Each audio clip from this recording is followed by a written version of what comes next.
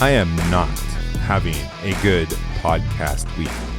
Sunday, when I was posting my show for Monday, I realized I never clicked publish on my show Friday, so we didn't even have a show last Friday. I didn't even realize it until Sunday. I apologize for that.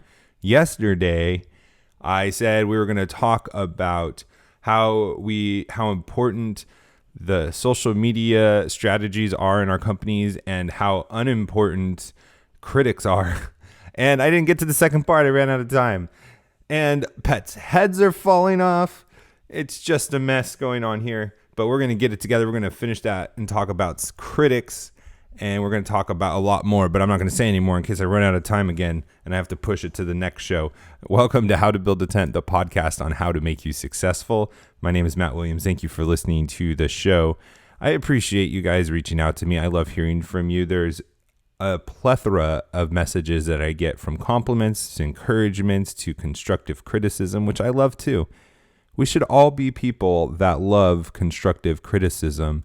We should be people that are growing, that we are learning, and are continuing to push forward and better ourselves. We are part of the Fight, Laugh, Feast network. If you have not become a member yet, go over to fightlaughfeast.com. If you have, go over there and get all the benefits that you get, all the sweet benefits.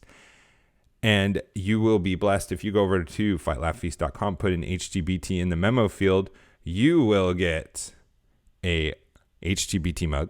You'll get a Fight, Laugh, Feast pint glass. You'll get tons of great content, including a series on sales, diagramming sales, which is incredibly important, and teaching you how to approach sales. A lot of people get intimidated by selling something because they think of it like you are a used, dirty car salesman. No offense, used, dirty car salesman. But what you are really doing as a salesperson is solving problems with solutions. You are selling a solution. And if you approach it from that, sales become a lot more tolerable. People are looking for solutions to their problems. And if you have a product, it's your own company or you're selling someone else's product, that is a genuine problem-solving product, service, and you are providing value, then there should be no problem. People want to find solutions. They would be happy for it. And that's just a great thing. But one of the quotes that are in that series is from Alvin Toffler. And he says, the illiterate of the 21st century will not be those who cannot read and write, but those who cannot learn, unlearn, and relearn. The illiterate will be those that cannot learn, unlearn, and relearn. Are you somebody who's humble enough to learn? Are you somebody who's humble enough to admit that you were wrong and pivot and recalibrate? We got to be doing that in life. That is one of the keys to success. Anyways, you can get that series. You can get tons of other great benefits, but most of all, you're coming alongside of us. Claim the Lordship of Jesus in every area of life. You're keeping these shows on the air. Go over to fightlaughfeast.com, put in HtBT in a memo field. You can reach out to me. Again, I love hearing from you guys. Matt at howtobuildatent.com for the emails, and you can find me on the social media sites, How to Build a Tent. Love to hear from you. And please continue. Like I was saying, I don't even know if I finished that thought, but I love hearing from you guys and all the different positive and negative things, and how God's blessing you, how the show's blessing you, and things even you're struggling with. And I talk about this a lot because I hear it a lot, and it's maybe counterintuitive that it shouldn't happen to successful people. It shouldn't happen to entrepreneurs. It shouldn't happen to people that are successful, but it does. And it's so prevalent. It's amazing how many times, and don't get me wrong, I'm not complaining about this at all. I love helping people with this. But how many times people come to me that are in business, that are entrepreneurs, that are doing startups, and they struggle with depression, they struggle with bipolar, even people that are super successful, because it's not about the success, it's not about the failures, it's about something much deeper. And so I talk about it a lot. I love hearing from you guys that are struggling with it, asking for advice. Some of you will say things like, I know it doesn't have to do with business, but I was hoping you can help me, or like have any advice about my situation. Please reach out to me. I love hearing from you. I have struggled with those things as well, and have a few tricks that I've learned from reading the Bible, from praying, from God shaping and molding me. Most of all, you got to stop thinking about yourself. Oftentimes, depression is a focus on yourself. If you get out, worship God, glorify Him, serve others, a lot of times that can get you over the hump. But I understand there's times in my life too where I have just been stuck in bed because I've had this emotional weight on me that has made me not want to do anything, feel like I can't do anything. It's a strange thing. All right, let's get into the show. So the second part is critics. We talked about this a little bit before, David Chappelle's show, and how he is a philosophical comedian. The man is genius. He is raunchy. He is not a Christian. I think someone said to me that he was a Muslim. I'm not sure about that. But man, he is a mental assassin. His jokes are phenomenal because they are deep, and they may not seem deep because of the language he uses has been an approach, but I think that's part of his genius. But if you go over to Rotten Tomatoes, you will see his critics give him a 3.38 or a 23% on the tomato meter. The critics hate it because most critics are liberal, especially in the performing arts and the critical world. There are a bunch of liberals, and he went after them on his Sticks and Stones special. He went after them, and they hate it. And then you go, and it was good, but not because the critics hated. Although, and growing up as a kid, I always thought the movies that the critics hated were the ones that I was going to love the most, and it ended up being that way. There were the action and adventure, but the critics hated it. It wasn't artistic, it wasn't beautiful, it wasn't all the things critics look for, but it was the action, and that's what I loved as a kid. So I got really excited when a movie didn't receive reviews, and I feel like we're getting back to that for different reasons. But the audience scores a 99%.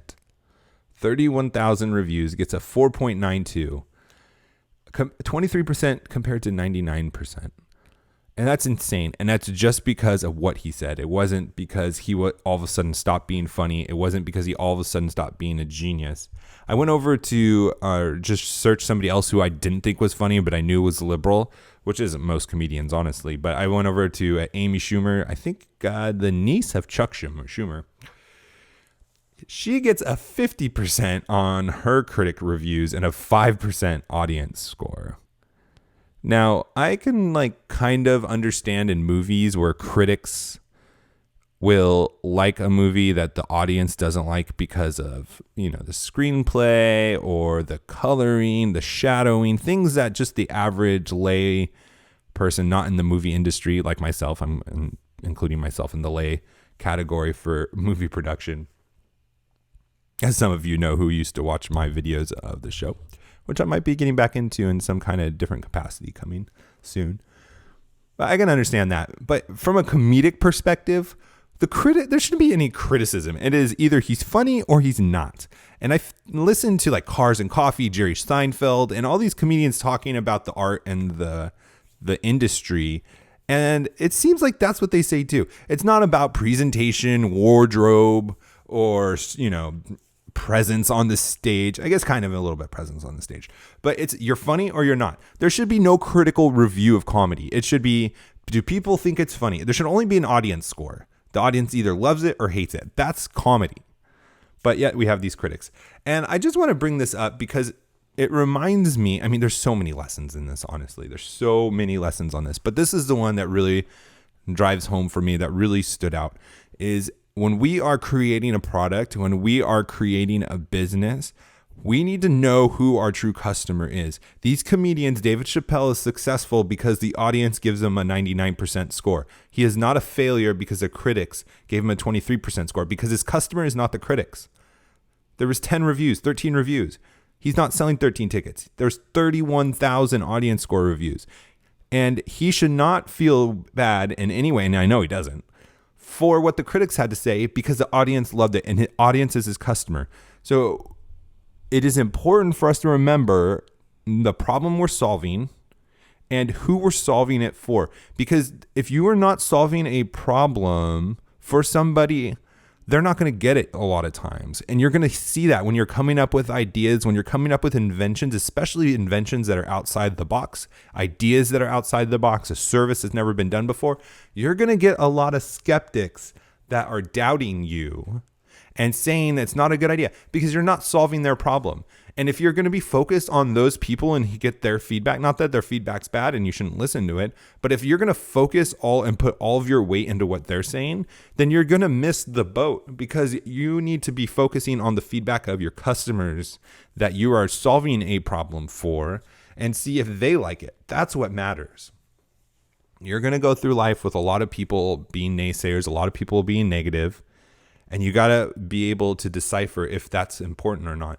And if you're not solving their problem, if they're not your target customer, then push them aside. See if maybe you can have some time to take some advice and pick out the meat from the bones, but focus on the customers, on your target demographic, and what they want from you and what they think of your product. And if they love you, then keep going, keep pressing on. You're going to be successful. Now let's go out and be successful together. God bless.